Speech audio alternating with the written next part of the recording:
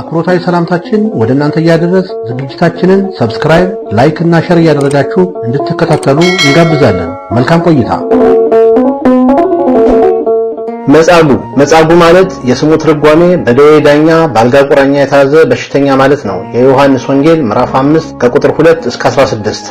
ቅዱስ ያሬድ የአብይ ጾምን በሰየመበት አጽዋማት ላይ አራተኛ ሳምንት መጻጉዕ በመባል ይታወቃል። መጻጉዕ ማለት ትርጓሜ በቁሙ ሲፈታ ጎባጣ ማለት እንደሆነ አለቃ ኪዳነ ወልድ ክፍሌ መጽሐፈ ሰዋሰው ወግስ ወመዝገበ ቃላት ሐዲስ ላይ ፈተውታል። መጻጉዕ የስያሜው ዋናው ታሪክ በኢየሩሳሌም በበጎች በር አጠገብ በዕብራይስጥ በቤተ ሳይዳ በምትባልና 5 መመላለሻ በነበራት አንዲት መጠመቂያ ስፍራ ከ38 ዓመት ጀምሮ ስለታመመ አንድ ሰው የሚተርክ ነው። ጌታ ወደዚህ ስፍራ የመጣው በሰንበት ቀን ነው። በዚያም የመጠመቂያውን ቦታ ውሃ የእግዚአብሔር መልአክ ባንቀሳቀሰው ጊዜ ቀድሞ በመግባት ለመፈወስ ወደ ውሃው ይሄዱ ነበረ።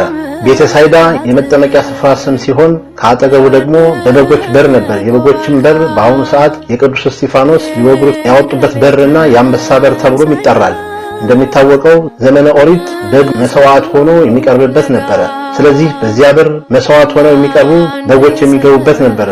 በጎቹ ነውር እንደሌለባቸው ማለትም ቀንዳቸው እንዳልከረረ፣ ጥፍራቸው እንዳልዘረዘረ፣ ጠጉራቸውም እንዳላረረ እያገላበጡ የሚጠኑበት የአንድ ዓመት ተባዕት ወይንም ወንድ መሆናቸው የሚታይበት ስፍራ ነው። ይህን መስፈርት አሟልቶ ያለፈ በበጎች ለመስዋዕትነት ሲቀርቡ ለዚህ ብቁ ያልሆነ ግን ለይተው ባለንጋ እየገረፉ ያስወጧቸዋል። በቤተ ሳይዳ የጌታ መልአክ ወደ መጠመቂያይቱ ወርዶ ውሃውን አንዳንድ ጊዜ ያናውጠው ነበር። ይህ መልአክ በሰው ቁስል ላይ የተሾመ በበሽታ ላይ ሁሉ የተሾመ የስሙም ትርጓሜ እግዚአብሔር ፈዋሽ ነው ማለት የሆነ ከሰባቱ ሊቃነ መላእክት አንዱ ቅዱስ ሩፋኤል ነበረ። መልአኩ ውኖችን ለመቀደስ ጸሎትን ከሰው ወደ ፈጣሪ ለማድረስ ወደ ውሃ ይወርድ ነበር። ይህ እንግዲህ ውሃ በራሱ ማዳን ባይቻለውም ቅዱሳን መላእክት የነኩት እንደሆነ በረከትና ፈውስ እንደሚሰጥ የሚያስረዳን ነው። ውሃው ከተለዋወጠ በኋላ ግን መዳን የሚቻለው መጀመሪያ መግባት ሲቻል ነበረ።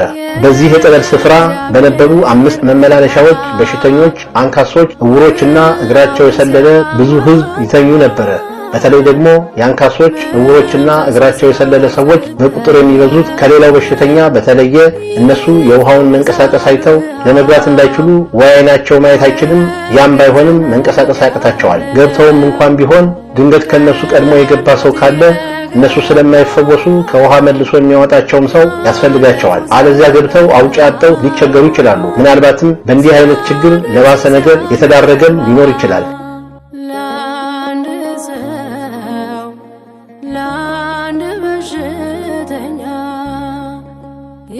የሚያነሳው ላጣ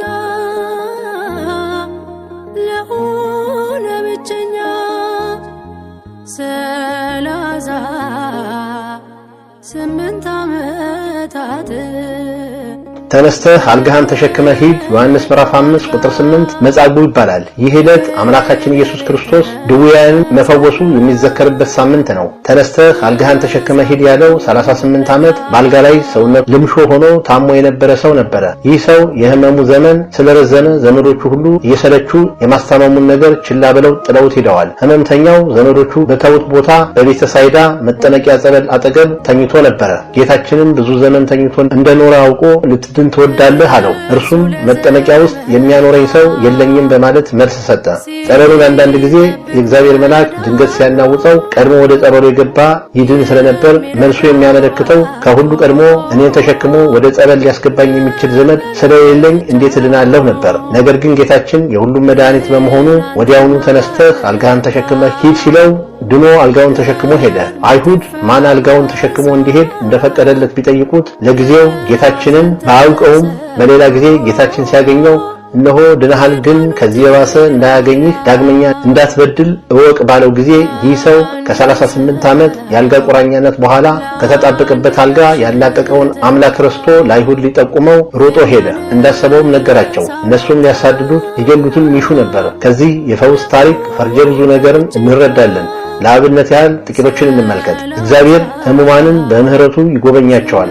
ከደዌያቸውን ፈውስ ጤንነታቸውን ሊመልስላቸው ይችላል። ከታሪኩ እንደተመለከትነው 38 ዓመት የተኛውን ከደዌ ከእናቱ ማህፀን ያለ ዓይን የተወለደውን ከዓይነ ስውርነት 12 ዓመት ደም ሲፈሳት የነበረችውን ከህመሟ ከሞት 4 ቀን የሆነውን አልዓዛርን ከሞት የመቶ አለቃው ልጅ ባለበት ሆኖ ከሞት ወዘተ አድኗቸዋል። ይህ የሚያሳየው እምነታችን ካለንና እግዚአብሔር ከፈለገ ማዳን እንደሚቻለው ነው። የዳነ ሰውም ያዳነው አምላኩን በማወቅ ውለታውን በሃይማኖት ጸንቶ በደግ ሥራ መመለስ ይገባዋል። በመጻጉዕ ታሪክ ላይ ግን የምናገኘው እንዲህ አይደለም። ከተጣበቀበት የአልጋ ቁራኛነት እግዚአብሔር ኢየሱስ ክርስቶስ ቢያድነው ለአይሁድ አለቆች ባዳነው ሰውነቱና እግሮቹ ሩጦ ሂዶ ስብቅ ሰራ። ምስክር የሆንበት ዘንድ እነሆ ድነሃል፣ ከዚህ የሚብስ እንዳይደርስብህ ወደፊት ኃጢአት አትስራ በማለት እየተናገረው ሳለ በሰንበት ያዳነኝ ኢየሱስ ነው በማለት ያዳነውን በመክሰስ አሳልፎ ሰጠው። የሰውየውን ማንነት ስንመለከት ልቦ ያልዳነ ያዳነውን ሊረዳ ያልቻለ ክፉና ደጉን ማገናዘብ የተሳነው ሰው ነው። ዛሬስ ለተደረገልን መልካም ነገር ተገቢውን መልካም ምላሽ በበጎነት የመለስ ስንቶቻችን ነን?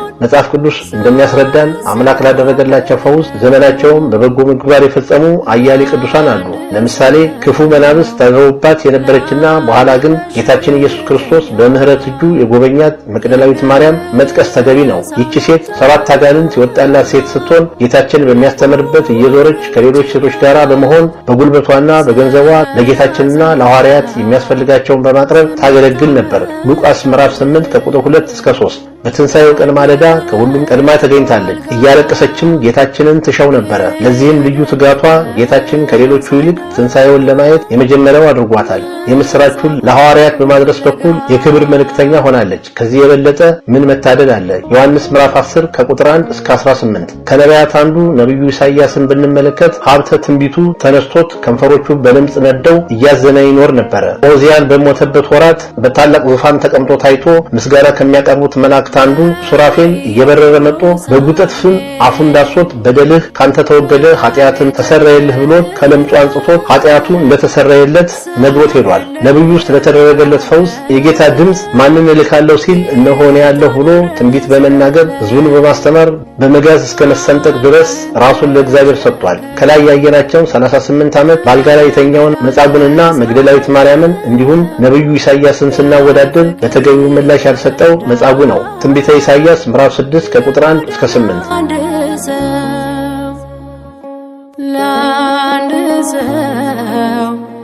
ለአንድ በሽተኛ የሚያነሳው ላጣ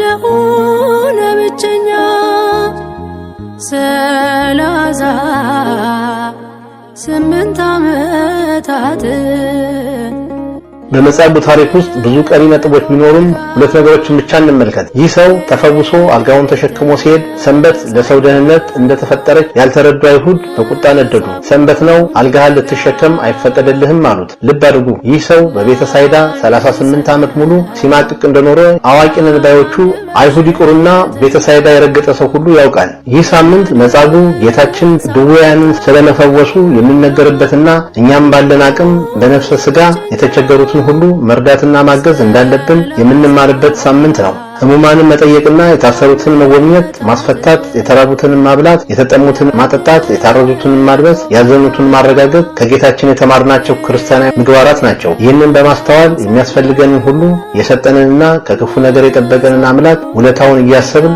ልናመሰግነው ይገባል። መጻጉዕ መጀመሪያ የነበረበት ደዌ ሥጋ ነበር። ይህንንም ለስም አጠራሩ ክብር ይግባውና ጌታችን ኢየሱስ ክርስቶስ አራቀለት ወይንም አዳነው። ይሁንና በጌታችን ስቅለት ከአይሁድ ጋር በመተባበር ያዳነው ባለማመኑ ግን ደዌ ነፍስ አገኘው። እኛም እንደ መጻጉዕ ደዌ ነፍስ እንዳያገኘን ያዳነንን አምላካችንን ልናውቀው ልናምነው በሕጉና በትእዛዙ ልንሄድ ያስፈልጋል። ያን ጊዜ ከደዌ ነፍስ እንድናለን። ያንን ተስፋ ያልነበረውን በሽተኛ ከደዌ ሥጋ ፈውሶ ሕይወትን የሰጠው አምላክ እኛም ከውስጥ ካለብን ደዌ ሥጋና ደዌ ነፍስ እንዲፈውሰን ቁስለ ኃጢአታችንን እንዲያደርቅልን በሕይወትና በጤና እንዲጠብቀን የእርሱ የጌታችን ቅዱስ ፈቃድ ይሁንልን። እኛስ በየደቂቃው በኃጢአት ሳለን እንኳን ጥበቃው የማይለየን እግዚአብሔር ያደረገልንን በማሰብ አሁን በዚህ ሰዓት ምን እየሰራን ይሆን? ወደፊትስ እንደ እግዚአብሔር ፈቃድ ምን ለመስራት አስበናል? ለባሮቹ ፈውስን ሰጥቶ በጎ ምላሽን በማከናወን ያጸናቸው አምላክ እኛንም ይረዳን ዘንድ ቅዱስ ፈቃዱ ይሁንልን። ይቆየን።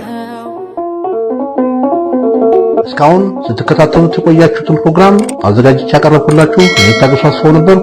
ሰላም።